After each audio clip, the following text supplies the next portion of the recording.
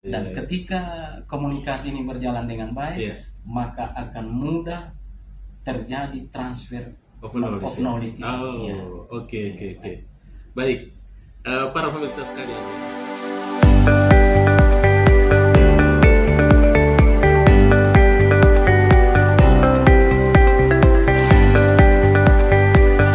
Bismillahirrahmanirrahim. Assalamualaikum warahmatullahi wabarakatuh.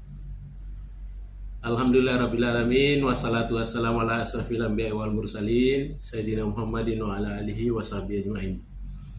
Para pemirsa sekalian dimanapun berada, tentunya saya mengucapkan terima kasih yang sebesar-besarnya karena para pemirsa sekalian selalu menempatkan atau menyempatkan dirinya untuk mengamati salah satu podcast kita ini, yaitu Mr. Koronis, komunikasi romantis dan humanis. Baik para pemirsa sekalian, tentu saja selalu saya kerap sampaikan bahwa podcast ini tentunya selalu berbicara tentang fenomena-fenomena komunikasi. Begitu komunikasi sudah mengglobal, seakan-akan hampir tidak ada batas lagi antara satu dengan yang lain. Tentu saja semua fenomena-fenomena komunikasi, kejadian-kejadian komunikasi bisa saja dikatakan sebuah proses komunikasi. Dan tentu kita cari bagaimana solusinya, bagaimana jalan keluarnya. Pada prinsipnya bahwa jangan bawa masalah, tapi selalu kita membawa pemecahan masalah. Baik para pemirsa sekalian, pada kesempatan ini tentu saja kita masih berbicara tentang fenomena-fenomena komunikasi. Berikut ini ada tamu kita, narasumber kita yang datang dari kejauhan, ya. Dia sih masuk rumpun Sulawesi, tapi Sulawesinya sudah di bagian tengah, ya, Iya. Pak Dokter, ya. Beliau berasal dari Sulawesi Tengah, Kota Palu, ya. Tentu saya perkenalkan nama beliau. Beliau adalah Bapak Dr. Haji Taufik Abdurrahim, SAG, MAG. Tentunya saja beliau selama ini dalam dunia pendidikan, dan tentu beliau paham, ya, terkait dengan fenomena-fenomena komunikasi yang terjadi di bidang pendidikan, baik tentunya di persekolahan atau di perguruan tinggi. Baik Pak Dokter, Assalamualaikum warahmatullahi wabarakatuh. Waalaikumsalam warahmatullahi wabarakatuh. Bagaimana kabarnya Pak Dokter? Alhamdulillah sehat. Sehat, ya? Alhamdulillah. Alhamdulillah. Ini Pak Dokter lagi di Makassar dari Palu. Ini berapa hari rencananya di Makassar ini Pak Dokter? Insya Allah 8 hari. Oh, 8 hari, oh, alhamdulillah. Ada kegiatan ya di Makassar, ya? Ada kegiatan. Oh, ada kegiatan. Ya, baik Pak Dokter, ya. Kita jangan berlama-lama karena pemirsa kita ini penasaran ini apa yang menjadi tajuk pada kesempatan ini terkait dengan komunikasi. Baik para pemirsa sekalian, pada saat ini tentunya kita akan bicara tentang komunikasi di sekitar pendidikan. Ya, kalau kita agak kerucutkan sedikit tajuk ini, tentunya kita kembali ingin menoleh melihat bagaimana sesungguhnya komunikasi antara pendidik dengan siswa atau muridnya, ya, atau peserta didik, ya. Jadi komunikasi antara pendidik dan peserta didik. Iya, sebab tentunya kedua hal ini di dalam proses komunikasi tidak bisa disepelekan. Kadangkala pendidiknya bagus komunikasinya, kemungkinan pendidiknya bagus komunikasinya, tetapi peserta didiknya yang tidak dapat memahami dengan baik, atau sebaliknya. Iya, bisa saja terjadi sebaliknya. Tapi itu kecil kemungkinannya Pak Dokter, ya. Karena di sini pendidik yang berfungsi sebagai komunikator. Mungkin pertama Pak Dokter, ya, saya baca di media, ya, ada beberapa media yang tampilkan itu, ya, atau ada sumber-sumber yang kadang-kadang saya lihat. Saya mengambil satu premis, ya, satu kesimpulan sementara buat pribadi saya bahwa sepertinya ada gejala-gejala yang terjadi terkait dengan dekadensi, ya, kemunduran itu, ya. Ada nilai-nilai yang kurang di situ saya lihat. Mungkin termasuk persoalannya adalah peserta didik kita itu seakan-akan, ya, mohon maaf ini Pak Dokter, ya, seakan-akan itu kadang-kala kurang memahami apa yang disampaikan, ya. mungkin terkait dengan pembelajaran, ya, terkait dengan pemberian yang sifatnya knowledge, ya, ilmu pengetahuan, dan boleh juga ya kelihatan juga sudah ada kurang-kurang sedikit dalam hal nilai, Nilai. ya, sikap ya Pak Dokter itu ya. Kira-kira itu tajuk kita pada hari ini. Tapi sebelumnya itu mohon maaf Pak Dokter. Pak Dokter barangkali bisa perkenalkan diri dulu kepada pemirsa. Silakan. Baik. Ya. Assalamualaikum warahmatullahi wabarakatuh. Waalaikumsalam warahmatullahi wabarakatuh. Bismillahirrahmanirrahim. Innalhamdalillah. Salatu wassalamu ala rasulillah. Sayyidina Muhammad ibnu Abdullah wa ala alihi wa ashabihi ajma'in. Alhamdulillah, kami sangat bersyukur Ya. pada kesempatan ini bisa bertemu bersama Bapak Dr. Haji Arham Selo, Iya, PhD. Pada kesempatan mengikuti kegiatan di Asrama Haji Embarkasi Makassar. Ya. Sebelumnya kami memperkenalkan diri. Nama saya Taufik Abdurrahim. Ya. Saya seorang pendidik Ya. di Kementerian Agama Kota Palu, khususnya di MTSN 4 Kota Palu. MTS 4 ya Pak Dokter. Alhamdulillah. Nah, terkait dengan apa yang tadi disampaikan, Iya. bagaimana membangun komunikasi yang baik Iya betul. antara pendidik dengan tenaga kependidikan. Iya. Tapi sebelumnya Pak Dokter, saya tanya dulu. Kira-kira menurut Pak Dokter pandangan secara perspektif pribadi, apakah ada gejala-gejala itu kelihatannya? Ada ya Pak Dokter? Ada. Oh, ada ya. Iya. Baik. Berarti saya sepakat dengan Pak Dokter Baik, ini. terjadi Iya. gap itu. Oh, Ya, ada komunikasi yang tidak tersambung Ya, antara pendidik. pendidik dan tenaga Oh. pendidikan. Dan ini dampaknya Hmm. berpengaruh terhadap proses pembelajaran, pembinaan Iya, betul. antara pendidik dan tenaga kependidikan. Iya.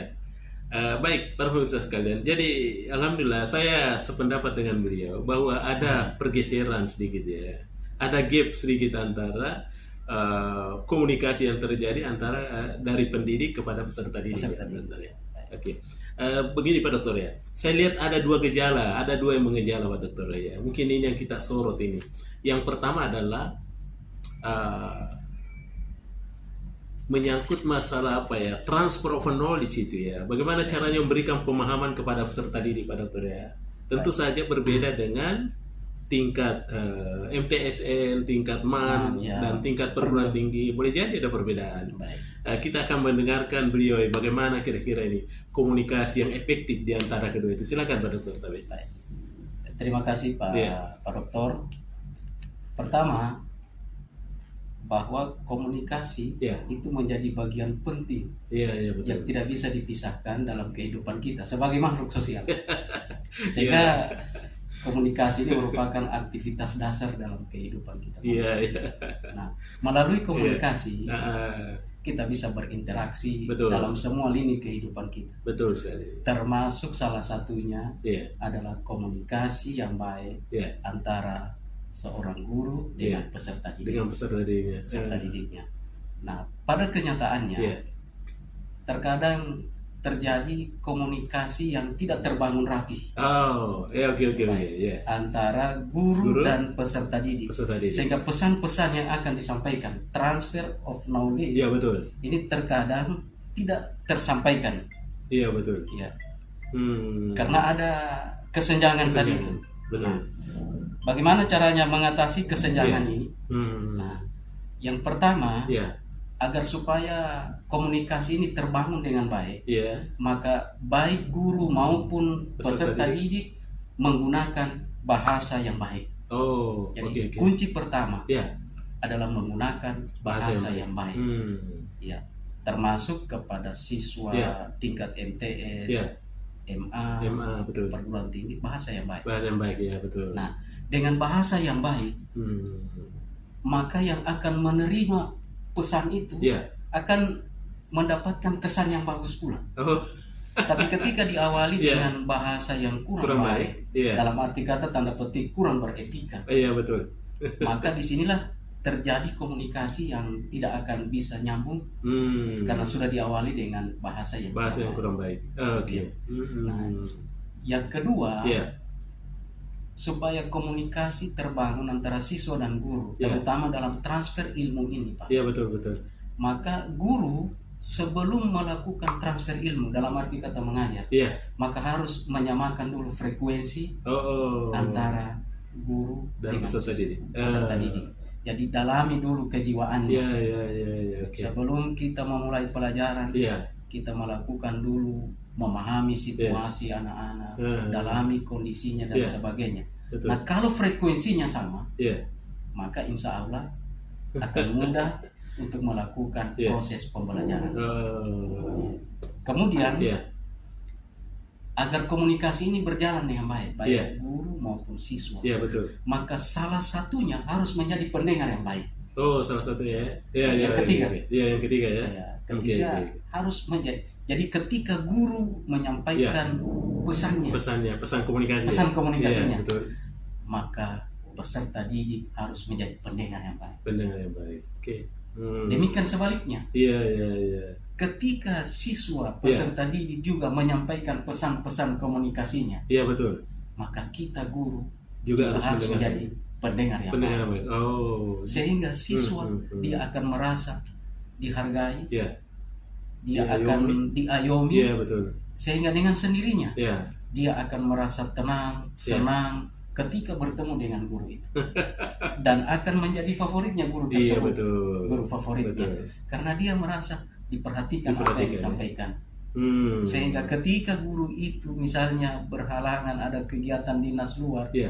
dia akan merasa kehilangan dan akan mencari Betul. di mana guruku yang ini, karena dia merasakan kepuasan Iya. tersendiri dalam hatinya Iya. karena apa yang dia sampaikan, baik terkait dengan proses pembelajaran, Iya. terkait dengan aktivitas sekolah, semua yang dia sampaikan, termasuk apa yang terjadi dalam lingkungan kehidupannya, dia sampaikan kepada gurunya, kemudian guru mendengar dengan menjadi pendengar yang baik. Maka insya Allah ini kunci komunikasi itu berjalan dengan baik. Iya. Dan ketika komunikasi ini berjalan dengan baik, Iya. maka akan mudah terjadi transfer of knowledge. itu. Oke. Baik, para pemirsa sekalian ya, menarik sekali apa yang disampaikan oleh beliau. Sudah terukur sekali ya, bagaimana sesungguhnya ketika kita memberikan pencerahan kepada siswa atau peserta didik, khususnya di dalam pemberian ilmu atau pemahaman ilmu. Oke. Berikutnya, mohon maaf Pak Dokter, ini pertanyaan berikutnya. Tadi di pembicaraan awal kita bahwa ada dua yang menggejala ya. Yang pertama adalah kadangkala adanya noise ya dalam komunikasi, itu gangguan yang terjadi, ada gap antara guru, tenaga pendidik dengan peserta didik. Kemudian berikutnya kelihatannya, mohon maaf ini tanda kutip ya Pak Dokter ya, kelihatannya juga dari segi aspek apa ya, sikap ya, value ya, nilai, kelihatannya juga mengalami hal-hal yang serupa Pak Dokter. Ada gejala begitu ya. Orang tua kadangkala ada apa ya, dia sampaikan curhat-curhat itu tentang keadaan murid, keadaan siswa ya, atau keadaan, boleh jadi keadaan mahasiswa, kadangkala memperlihatkan sesuatu yang kurang etis ya terhadap gurunya, terhadap dosennya. Kira-kira bagaimana ini? Baik. Apa sesungguhnya yang terjadi di Pak Dokter? Silakan. Fenomena ini terjadi di sekolah, termasuk di lingkungan keluarga. Iya, betul. Kenapa anak-anak kita, peserta didik, ketika disampaikan pesan-pesan komunikasi yang baik, yang kita harapkan mengikuti pesan itu dengan baik, tapi justru terjadi dekadensi, moral. Nah, apa penyebabnya ini? Yang pertama itu adalah keteladanan. Keteladanan dari seorang guru. Jadi komunikator harus teladan. Harus menjadi teladan. Artinya guru itu kan seorang yang ditiru dan digugu ya. Diikuti. Sehingga ketika menyampaikan pesan-pesan kepada siswa, maka guru itu sebelum menyampaikan dia sudah harus menjadi contoh. Oh betul ya. Contoh yang konkret. Iya. Ketika guru menyampaikan, kita disiplin masuk jam 7.30. Kalau di sekolah 7.15. 7.15 ya. Atau upacara itu jam 7.00. Betul. Maka seorang guru agar komunikasi ini terbangun dengan baik, maka dia harus memberi contoh. Dia harus jam 7 juga sudah berada di situ atau sebelumnya. Ya. Apalagi yang kami hadapi ini Pak, siswa madrasah yang madrasah sanawiyah. Tingkat SMP.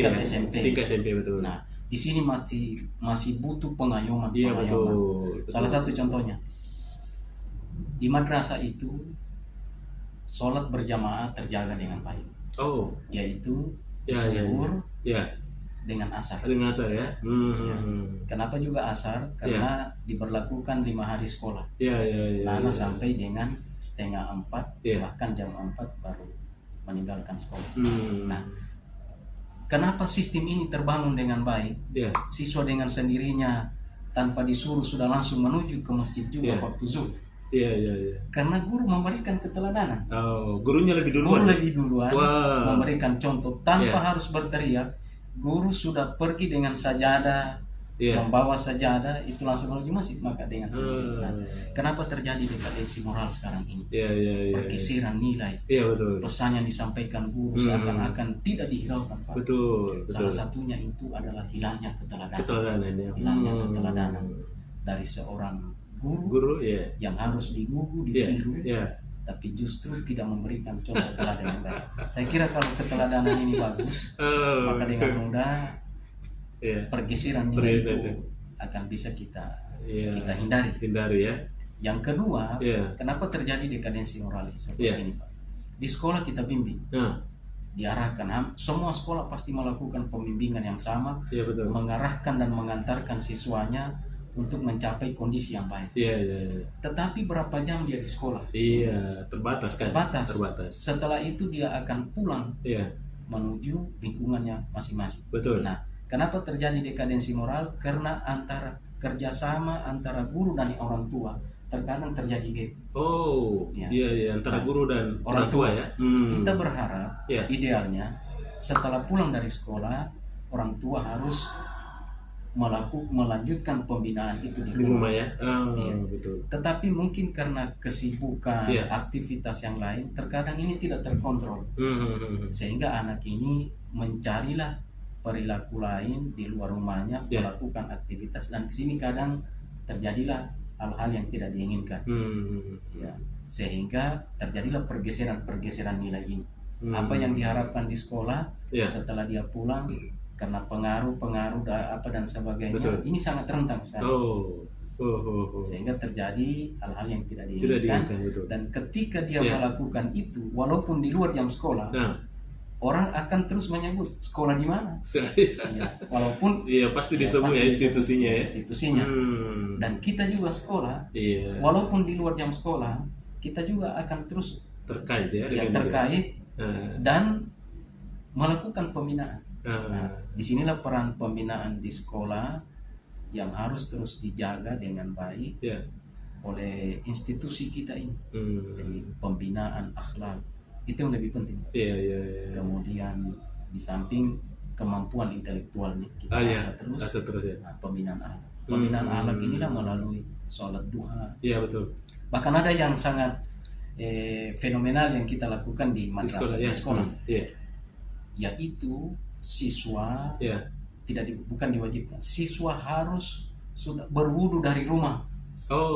Pada saat pagi itu ya. Wah, berarti ada wudunya. Karena ada sholat duha yang dilakukan di sekolah.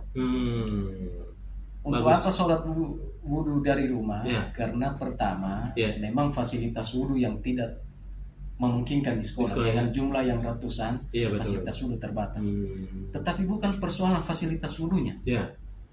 Ada sisi penting yang diambil dari wudu dari rumah itu. Ternyata dengan wudu dari rumah ini bisa menjadi benteng penjaga bagi anak ini. Sehingga ketika misalnya di tengah perjalanan ada yang mengajak, tidak usah ke sekolah, kita ke pasar saja. Maka dengan wudunya ini berkat, jangan. saya ada wudu ini. Iya betul. Ya, ada wudu. Atau misalnya ada hal-hal lain yang terjadi di jalan. Ya, terjadi misalnya tawuran dan sebagainya, maka dengan wudunya dia berkata, betul. Saya tidak mau melakukannya. Betul. Karena ini ada wudu saya. Ada wudu ya. Nah, secara tidak langsung wudu ini punya peran penting. Peran penting, betul. Ikut membantu melakukan proses penyadaran siswa. Iya betul. Ya. Dan ini terus kita pertahankan. Wow, luar biasa itu Pak. Berwudu. Padahal sebenarnya tujuan awalnya hanya karena tempat wudu yang tidak memungkinkan di sekolah tidak cukup, kita wajibkanlah dari rumah. Dan ini pengakuan dari orang tua bahwa alhamdulillah anak saya berwudu dari sekolah. Ada kepuasan orang tua. Sehingga menganggap institusi ini betul-betul memiliki komitmen untuk melakukan pembinaan akhlak, sehingga kita bisa keluar dari dekadensi moral. Wah, luar biasa ini. Tapi Pak Dokter ya, karena ini kita jarak durasinya 15 hingga 20 menit. Mungkin yang terakhir pertanyaan saya Pak Dokter ya. Kira-kira apa kata kunci ya yang kita mau berikan ini kepada mungkin halayak, pemirsa terkait dengan tadi yang kita bicarakan? Komunikasi merupakan hal yang penting. Untuk mewujudkan keberhasilan dalam pendidikan, maka guru dan siswa harus membangun komunikasi yang baik. Termasuk juga orang tua di rumah bersama anaknya juga harus membangun komunikasi yang baik. Nah, komunikasi yang baik itu salah satunya adalah menggunakan bahasa yang baik, kemudian menjaga keteladanan, sehingga apa yang kita sampaikan betul-betul kita yang memulainya. Sehingga orang yang akan menerima akan berkata, saya akan ikuti karena dia telah memberikan contoh yang baik. Baik Pak Dokter. Ini menarik sekali para pemirsa sekalian ya, apa yang disampaikan oleh Pak Dr. Haji Taufik Abdul Rahim ya. Tentu saja para pemirsa sekalian, saya tidak membuat kesimpulan dari apa yang disampaikan beliau, tapi saya hanya menguatkannya dengan beberapa mungkin satu kalimat, bahwa para pemirsa sekalian, rupanya memang komunikasi adalah salah satu alat kunci utama untuk membangun kesuksesan itu. Seperti mana yang saya bicarakan tadi sama beliau, bahwa terjadi pergeseran nilai, terjadi kurangnya pemahaman itu, rupanya lagi-lagi persoalannya karena komunikasi yang tidak tersambung dengan baik. Dan ingat para pemirsa sekalian, seperti mana yang saya simak dari beliau pada kesempatan ini, bahwa guru yang baik itu adalah guru yang sesungguhnya dicari oleh siswanya ya, ketika dia tidak hadir dalam kelas. Kemana kita punya guru itu berada? Itu artinya mahasiswa, kalau dia dosen, berarti mahasiswa cari dosennya. Kalau dia siswa, berarti dia siswa cari gurunya. Mana guru kita itu? Rupanya ada kerinduan yang begitu ya. Karena tadi terjalinnya komunikasi yang baik. Baik para pemirsa sekalian, demikian saya sampaikan. Terima kasih atas segala perhatiannya. Insya Allah kita jumpa lagi pada pertemuan-pertemuan yang akan datang. Assalamualaikum warahmatullahi wabarakatuh. Waalaikumsalam warahmatullahi wabarakatuh. Dia kenal juga Pak. Makasih. Mister Koronis, ya